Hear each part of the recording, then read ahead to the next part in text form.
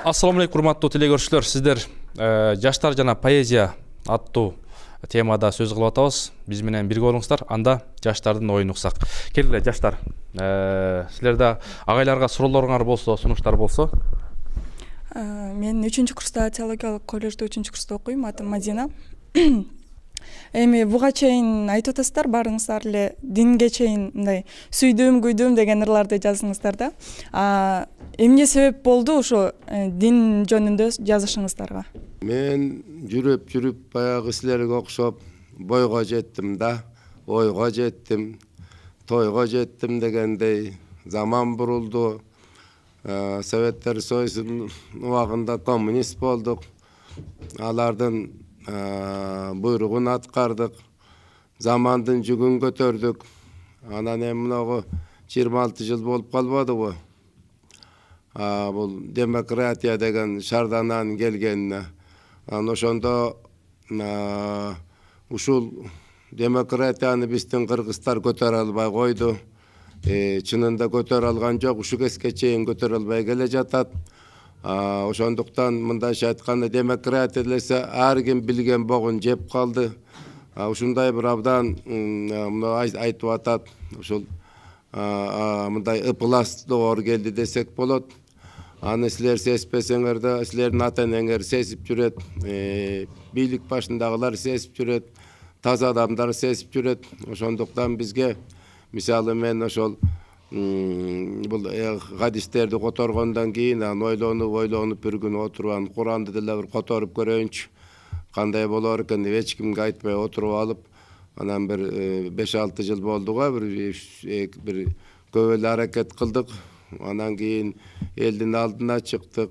Анан бул эмени ыйык Куранды ырга салууга болбойт деп бут тосуп туруп желкеге ургандар, жок кылууга аракет кылгандар да болду. Бирок карап турсак эч жерде жазылбаптыр. Сен кара сөз менен которгун, сен ыр менен которгун деп кеп жүрөктөргө жеткиришти экен.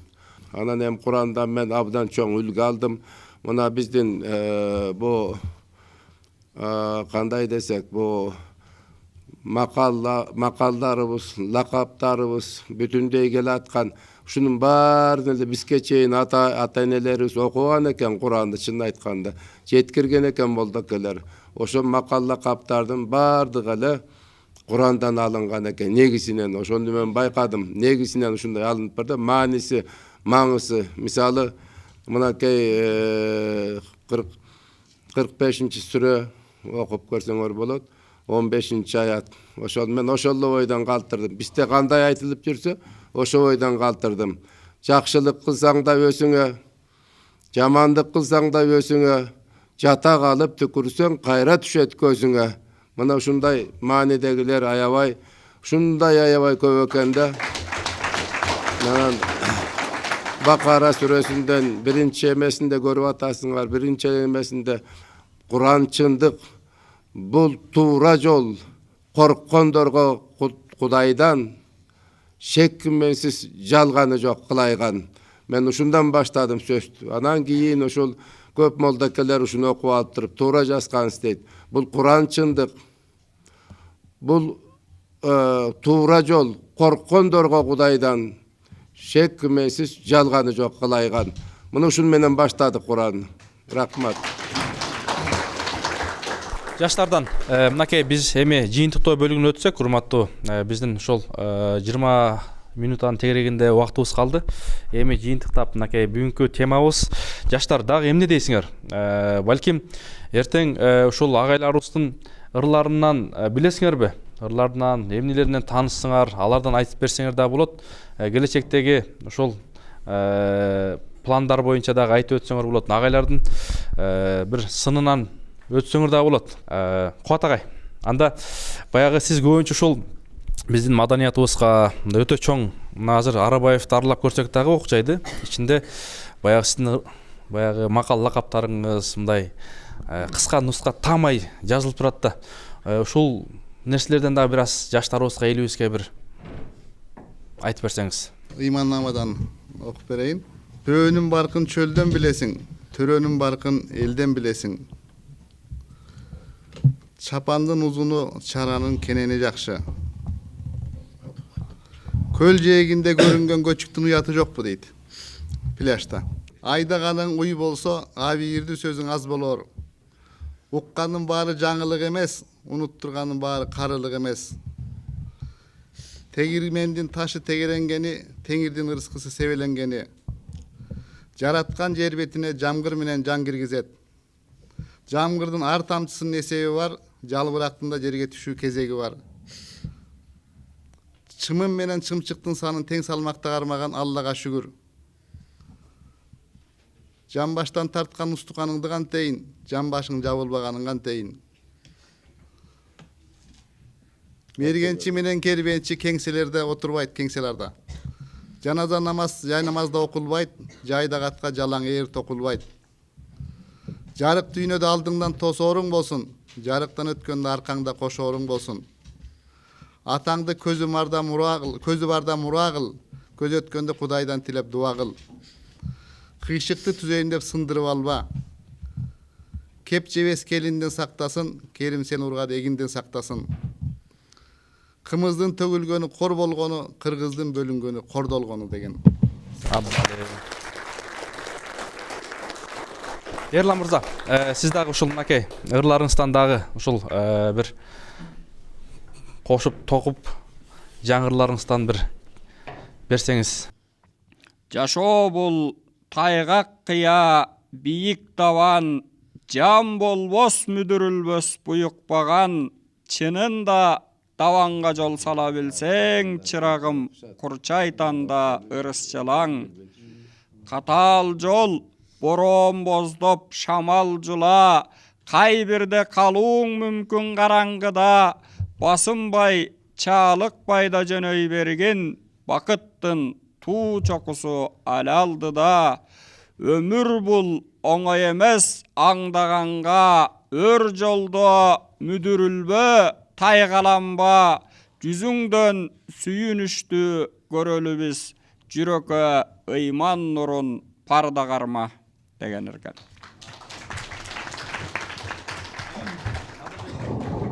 Агай, айтсаңыз, мынакей баягы сиз эми ыймандан дилим тазарат деп бир нече ушул баягы азыркы жаштарыбыз олтурат деп, булар баягы ушул бул убак өтө мындай сүйүүгө жакын убак. Анан баягы ата энеси айылдан ал могул кызды Жармагүл мыкты десе болбой келип бияктан сүйүп калып, жүрөктөр кан тимине зуулдап, зыңылдап турган учур. Анан ар жакты көрбөй, бер жакты көрбөй, көз жабылып турган учур. Бир сүйүү темасында бир ырларыңыздан болсо бир жаштарга. Сүйүү темасында китептерди силерден уялып үйгө калтырып келбедимби? Аны мырдап эле жатат да. Мисалы, сүйүү деле ал заказ менен жаралбаган бала го бул өсү. Бул өсү жанагы көз ирмемдик нерселер болот. Жүрөктүн жумушу өзү көрүнбөйт. Мезгил бизге өткөнүн көргөзүп турат, бирок өзү көрүнбөйт. Сүйүү деле өзү келип өзү кетет, бирок сыртка көрүнбөйт. Мүмкүн арман менен чыгып калар. Анан бул бардыгы мына жигиттер отурат. Кыздарга болгон эмеси да, мына кыздардан башка бир периштелер көрө элексиңер да. Ито периштелерди сүйүү деп жазып жатасыңар, туурабы? Анан силердин периштеңер биздин деле ошо өз жашыбыздагы периштелер болгон да. Анан аянбайсың, жасасың ар кандай. Мисалы мен бир жерден айтып бердим, кыстаганда бир Турцияда жүрсөм, бир жакшы түрктүн кызы чай коюп, тияк кылып эле абдан жакшы мамиле кылып калды. Анан ыр жазгым келип калды. Анан жазып койдум, бир куплетин айтып берейин. Анан алар гүзал дейт экен, басса турса эле гүзал, сулуу дей берет экен. Бизде ошо гүзал, билесиңерби, эмне биздин тилде көзөл деп эле айталат. Көзөл ша, көзөл эме, бүт эле көзөл деп айтабыз. Ага болбой эле сулуу деп калбадык ба? Чынында биз дайым сулууларды көзөл дейбиз да. Бизче айтсак сулуу көзөлдүр, көзөлдү сүйүү кеселдир. Көлөкөң болуп кеткин бар, көргөнчө сулуу эсен жүр деп жаздым мен. Анан эми үйдө дагы бир көзөл отурат аңдып. Менен жазсам, анан ага да жазып койдум акыр жагына. Kaytkan kuş kayra konboyttur. Kaytpasam uyga bolboyttur. Kulagı çalsa biröwnün kuyruktu katı tolgoyttur dedim. Oşo boydan men İzmir'e uçup kettim. Türktün tatına kaygısı uqqanda ele jok. Oşonda yıllarda biz top alып kelebiz. Anan emege berebiz. Anan oğunçular ırdayt. Misалы uşul men ırdalıp bütpeyt makavat dep bir neçe jolu basıldı şu. Bir yılda bassam dep turam sebebi bar suranat. İmandan dilim tasarat, ırlardan göngül jaşarat. Irmenen jaşap tübölük ırdalıp bütpeyt makavat. Bunu biz ata babamız biz ticaretkanda oşol bizdeki negizki sesimderdi uşulardan bardın koşa jaratkan anan dinde dele tıyı salgan jok sen muna onu süybey koy anı süygöy ölgönçe süygüle bir-biriңерди dep jaskan dinde birok Kudaydan aşıgırak süybegile dep jaskan toorabı ya Kudaydan aşıgırak süybeli al kalaşыңарча süye belgile dep jaskan oşonduktan Kudaydan bergen nersesin biz çeni menen süyüp Mının anın uyatı var, siyatı var. Oşolordun bari neme kılsak. Men oylayım bizde süyüdün kovumu bolsa, süyüdün üybülesi bolsa, süyüdün memleketi bolsa, süyüdün ala toğusu bolsa, eminege jaman eken. Biz bunday tuş tarafka tentirep ketpeyt elekte. Ala toğu biz süybesek biyik bolbayt. Hiç kaçan biyik bolbayt. Ala toğu eger biz süybey koysak manka toğu ele bolup kalat, çapыс ele. Mal sağlı şu temtirep eşek beşekler baskanına tov olup var. Biz süygönübüz üçün alatı ar daim biyik bolup turat. Oşonduktan bu bir-biribizdi ko süyebüz. Oruslar aytkay kuda diyenimse bala çaka gerek. Oşonun bari süyüden baştalat. Alemi жерди süyü, toğdu süyü, mekendi süyü, Kırgız'ın ösün süyü. Bu abdan bu başı ustağı milletibиz bolup turat. Süygüle no çeni menen bol bizdin elibizden, qoomubuzdun, жалпы журтубуздун маанайын бийиктей турган чынында эле ушул сүйүү болуп эсептелет. Сүйүү болуп эсептелет. Сүйгүлө Алла Таала силердин сүйүүңөрдү колдосун. Бар болгула. Siz ошол баягы англисче, түркчө ырлар жазып жүрөсүз да, ошолордон бир-эки куплет таштасаңыз жаңы ырларыңыздан. Юнус Эмре деген акын өткөндө негизинен сопучулук жолунда карай турган болсок, ошол сопулуктун бийик чокусуна чыккан, исламды жайган, бир жагынан оолуя болгон, аалым болгон ошондой бабаларыбыз өткөндө, Ахмед Есеви, Бахауддин Накшбенд сыяктуу, Мевлана Жалалуддин Руми, Юнус Эмре. Ошол Юнус Эмренин айткан бир сөзү бар экен, себелим себилелим, дүйнө кимсеге калмаз дейт да. Сүйөлү бизди дагы сүйүшсүн, бул дүйнөгө түрк болуп эч ким калбайт деп. Мындай айтканда, бул дүйнөнүн маңызы сүйүү болуп эсептелет. Муну баягы башында хадис деп жүрүшкөн, бирок бул хадис эмес, акыйкат бир сөз экендигин, бир акын, балким аалым тарабынан айтылган бир сөз экендиги бул акыйкат. Лавлак лама халактул афлак. Эгер сен болбогондо бул ааламды жаратпас элем дейт да. Демек, бул ааламдын жаратылышы ошол пайгамбарыбыздын нуру, пайгамбарыбыз болгон сүйүү да. Жашоонун булагы, жашоонун мындай айтканда ачыткысы, уюткусу бул сүйүү болуп эсептелет. Жүрөккө сүйүү берилбесе, анда ал адамдын адамдыгы деле калбай калат да. Ушундай ырларды силер кайсы убакта жана кандай жерлерде жазасыңар, ошону жооп берип койсоңуздар. Жакшы. Бул эми бирөөгө күлкү. Бизден жакында эле былтыр өтүп кетти поэзиянын, лириканын атасы Сүйүнбей Эралиев. Мен ушулардын шакирти болобуз. Сооронбай Жусуев, Байылда Сарнагоев дегендер өтүп кетти Залкарда. Ошолордун биз шакирти болобуз. Ошол Сүйүнбай ата айткан, ошол эшектин үстүндө баратсаң деле илхам келип калат деп. Ошол эч тандабайт. Бир келип калат, көкүрөгүңдү урат, тынчың кетет, ошондо жазып коесуң. Өзүң мен бир жылы бир мынагы Аврора деген абдан ушу Москванын чоңдору эс ала турган үй бар Ысык көлдө. Ошо жерге кептеп путевка алып эки кухнясы бар экен, эки туалети бар экен, эки жата турган укмуштум эле. Жыргап эле жаткым келет. 4 маал окат берет экен. Ошол жерге дептер, калем алып алдым, жаңа эле жазып жүргөн убагым жетекчи болуп жүр. Бир дагы ыр жазбай кайра келдим. Кудай Таала берген жок. Ырды дагы, сөздү да бардыгын Кудай Таала берип турат. Ошол убакта жылуу болсо, жүрөгүң жылуу болсо жасап аласың. Эч нерсе сурабайт, эч кайдан сурабайт. Машинеде баратасыңбы, балдарың менен чыркырап урушуп атасыңбы, күйөөң бир уртокмак кылып атабы, ыр өзү келип калат. Ошондой жасап алгыла. Мен ойлойм, кара сөздө эле ушу күч кубат менен жасат, мына Айтматов атаңар жасып жүрдү. Аделе бирдемкенин кубаты менен жашап жүрдү да. Ырды болсо, ар дайым мен билем, акындар билет. Качан жүрөккө салганда ошондо тынчы кетип калат. Ошол убакта жасабыз. Менин билгеним ушул. Баракелде. Assalamu alaikum. Сиздер ушунчалык иман жөнүндө, мекен жөнүндө ырларды жазып атасыздар. Дагы акындар жазып атышат башкалар. Бирок бүгүнкү күндө биздин жаштар батыштын музыкаларын, ошол жактын ырларын, ошол жактын кинолорун көрүп, ошол менен алек болуп калды. Анын себеби эмнеде? Же биздин ырлардын сапаты жокпу? Эрлан мырза, мынакей сунуштарды уктуңуз, ушуларга жооп анан жыйынтыктоо. Бул кээ бир учурларда негизи могул генден да болуп калышы мүмкүн. Жана экинчи суроо бербедиби? Генден да болуп калышы мүмкүн. Ген баягы кан тартат деп коет да, болбой эле. Кан тартат. Негизи бул анан бирок бул Кудай Таалам салбасал канды 100 жолу 1000 жолу тартса деле ал Кудай Таалам бермейинче ал нерсени бул Кудайдан берилген бир касиет деп билем. Анан үчүнчү суроо не деди? Яма акыр.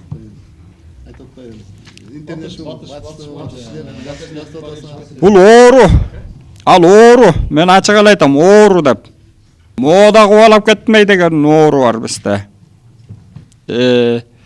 Муну оору деп эле ачык айтам.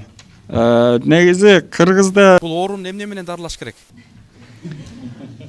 Оорун өстөрү эле дабасы эле өстөрү, ошол жакшы жака бурулуп, даңкадың жанагы азыр көп эле басып кетпеди, даңкадың башты ооруткан кээде баягы концерттерге барсаң, мен силерди билбейм.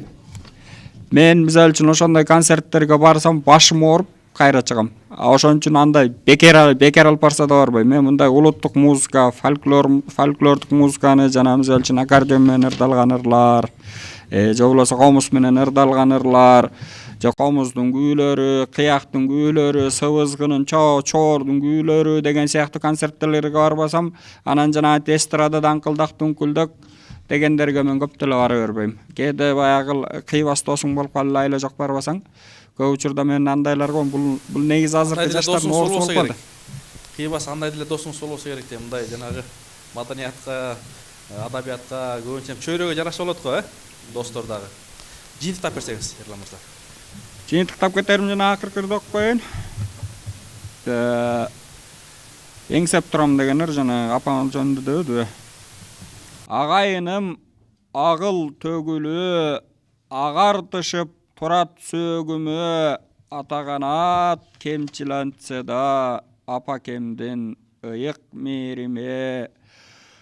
Көр түйшүктөн турсам кысыла, көңүлүмдү көккө учура, жеңелерим барын жайнатат, жетпейт бирок апамдыкына. Ашса деле сыйлап капамды, алан сайын көзгө жаш алдым, этке майга бөлөп жатса да, эңсеп турам чайын апамдын. Надырбек ата, жыйынтыктап берсеңиз. Бар ушу отургандар менин неберелери бекер, мына уулдарым, мына ушулар неберелерим силерсиңер. Эми биз силерге батаны берип, барган жерге айрыкча мынагы шайлоодо аттанып чыккандар тим эле ушу эңсеп калды, бата берип кеткиле деп эле ушу казан насып дегендей. Анан биз деле силерге жакшы каалап айтып кетишибиз керек экен. Эми туш-тушта айта турган нерсе булар айтып кетти бар.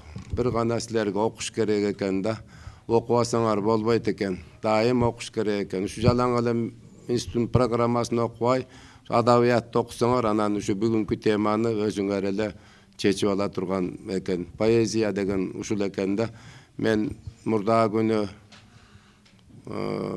бу Чаткал жакта жанагы чоң өгүз беле Ала Букада ушуларда болуп келдим да, анан ушундай кыздар менен жолугуп, анан мен жанымда жигит айтты: бир жылдын ичинде канча китеп окудуңуз?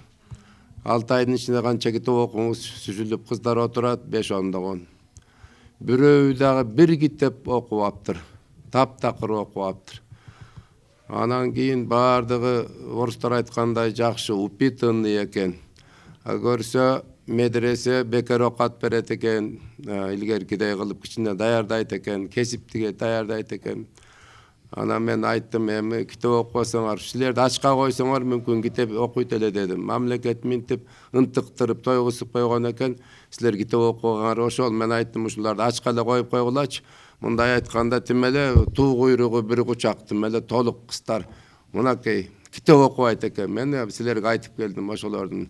Ошо каякта бир арнамыз, каякта бир неме, эч бир китеп менен иши жок. Анан сурады: Надырбек Алымбектик акын тааныш десе, тыл тыйыбын чыкпайт. Себеби китеп окугандан кийин каяктан карайт экен. Мынакей мен ушулардын баарын көрүп келдим. Анан Чаткалга келсек, бир 20-30 кызды айдап келди 10 класстын. Ошону бирөө эле тура калып сайрап, ошол китеп окуйт экен. Тынбай сайрап, улам жооп берип, калганын баары мелтирип, тыл тыйып отурушту. Мен силерге айтып кетер, институттун мындай ушундай билимдин үйүндө окуп отурасыңар, албетте китеп окубасаңар, бизге окшогондордун бир жылда бир жолу угуп коет экенсиңер, насаат. Бул тияка барганча эле, столовойго барганча эле эсиңерден чыгып кетет. Мен билем, баарыбыз курсагыбыз ачат. Ошондуктан китеп окугула. Заман ушинтип турат. Мына илгери бул адамды кээде заман айласы жок акын кылат, айласы жок жастырат экен да. Мына менин биздин атамдын үйү Талашта 20 жыл кулп илинип турду. Кадимкидей эле. Жыл сайын оштон келем. Келип ошо эрмен баскан тамды карай берем. Эч нерсе деле жок. Баягы эле кулп илинип турат. Эч нерсе жок. Ит бар эле, ит деле жоголуп кеткен. Анан ушул мына азыр карасак, мен Москвада болдум. Үйүн таштап кеткендер 500 миллион болуп калыптыр. Азыр ошол үйлөрүндө кара кулп илинип турат. Анан менин ырым анан азыр ошолор үчүн аябай модага айланып калды. Мен силерге айтып берейин. Эски там ээн турат кыштагымда, эбактан ээси жок деп бузбагыла. Түбү бир тууган болом силерге мен, түңүлүп тизмеңерден сызбагыла. Бозоргон бостам турса жол боюнда, боордош бирөө бар деп ойлогула. Ата энем ак тилектен салган эле, арбагын унут кылып койбогула. Ас болсо да көз салып бакшагына, алакандай жеримди сактагыла. Барбай калсам тагдырга айлаганча, балдарымды тисмеге каттагыла. Тууган элге туу бол деп таптагыла, туйгун чыкса канатка чаппагыла. Бар болгула. Надырбек ага, бүгүн биздин студенттер үчүн абдан жакшы күн болду деп ойлойм. Сиздин сөздү мен ар дайым айтып жүрөм. Айтайын деген сөзүм көп, угайын деген кулак жок деп абабыздын айткан сөзү бар. Ансыгандай бул кишилер биз үчүн бир казына болсо, ошол казынадан кичине бүгүн ооз тийдиңер болуш керек. Анча-мынча өзүңөрдүн жан дүйнөңөргө күлазы алдыңар болуш керек. Бир аз да болсо интернеттен же болсо соткадан алыстап бир поэзия дүйнөсүнө аралаштыңар болуш керек деп ойлойм. Бүгүн ушул бизге ушундай жакшы кечени уюштуруп берген мына Темирлан мырза жаштар сүйлөсүн берүүсү менен келип отурат. Ушу абдан чоң ыраазычылык билдиребиз биз Нарабаев атынан университеттин атынан. Жаштар ар дайым ушундай нерсени талап кылсаңар, болот. Айткандай араңарда жүргөн деле залкар адамдар көп биздин арабызда. Ушулордун деле ким болуп ушул даражага жеткендигин билүүгө кызыгып, кураторлоруңарга айтып, ушул адам менен жолугушсак болобу, ушул эже менен бир сыр чечсек болобу деген нерселерди сурансаңар, ушундай нерселер уюштурулат. Анан биздин жаштарга ушундай акыл насаат айткан сиздер бар болуңуздар. Рахмат. Өмүрүңүздөр узун болсун. Биздин жаштардын келечеги ушу сиздей адамдардан нуска алса анан келечеги кең болот деп ойлойм. Рахмат. Куран деген бул эң акыркы түшүлгөн Алла Таала тарабынан жиберилген ыйык китеп. Куран бул көркөмдүктүн, көркөм сөздүн барып турган чеги. Бул ааламда эң көркөм жазылган китеп издесеңер анда Куранга карагыла. Ошондуктан Курандын көркөм болушу, кыргыздын тапкан, кыргыздын баккан Манас эпосу дүйнөдө дүңгүрөгөн эпостордун ичинде биринчи орунда турат. Бул да көркөмдүктүн барып турган чеги. Мындайча айтканда ыр түрүндө, чындыгы мына поэзия деп атабыз. Жомокчу келсе, төкмө келсе төр бошот дейт. Ошолорду сыйлап урматтайбыз. Ошондой нерсени тапкан эл, Куранды карманган эл, ыйман намасын, хадис намасын, Куран намасын жазган эл. Керек болсо мен уккан эмесмин. Негизинен кыргызда балким биринчи жолу болушу мүмкүн. Муну карап көрүш керек. Куранды ыр түрүндө которуп, мына Куттуу Куран деп жыл сайын Ороз айында Орозбек Мусакеевдин үнү менен радиолорубузда жаңырып, ошо Куттуу Куранды угуп, элибиз моокумгандырып, акыйкатка сугарылып келет да. Кыргыз китеп борборуна баргыла.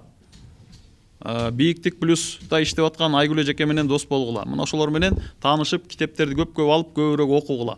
Жазабыз десеңер, ойлонгула, толгонгула. Себеби окуп китеп, андан кийин ой жүгүртүп, анан ошол жараткан жан дүйнөбүзгө, дилибизге илхам кылган нерселерди жазышыбыз керек да. Себеби жазмайынча акын боло албайбыз. Биздин арабыздан уучубуз кура эмес, кыйын акындар, жаш акындар чыгып келе жатат, туурабы? Мына Акбар сыяктуу, Эрлан сыяктуу, Бердибек сыяктуу, Максат сыяктуу, мына Нур Борбор деп жана бекерден айткан жок. Нур Борбор болсун, берки Жаш Толкун болсун, ошол жерде жакшы жаш таланттар келе атат. Ошол жерге кошулуп, силер дагы ыр жазып, келечекте ошол акыйкатты, ыйманды, исламды, пайгамбарыбызды, Алла Тааланы, элибизди, журтубузду атам замандан ата бабабыз барктап, бапестеп бизге чейин асыл нарк насил катары сактап келген ошол баалуулуктарды, тилибизди, маданиятыбызды, тарыхыбызды даңктай турган, даңазалай турган ошону ыр түрүндө, проза жана поэзия түрүндө, поэма түрүндө кийинки муундарга ыйык мурас катары калтырып кете турган мына силердин араңардан чыгыш керек деп ойлойм. Рахмат. Кучак толот. Канчада кыялдарым учат конот. Калың сана көңүлдү тушап коет. Ааламды миң сүйсөң да кумар канбай, адамды адам сүйсө кучак толот. Надырбек Алымбеков. Урматтуу теле көрүүчүлөр, урматтуу жаштар, бизге бөлүнгөн убакыт аягына келип жетти. Ошентсе дагы биздин залкар аталарыбыздан, акындарыбыздан Кудай буйрса биздин жаштарыбыз жакшы өрнөк сабак алды деген ниетте. Жаштар сүйлөсүн теле долбоору Ишенала Арабаев атына Кыргыз мамлекеттик университетинин жалпы жаштары менен жана чоң залынан коштошот. Кийинки одон амандашканча саламат болуңуздар.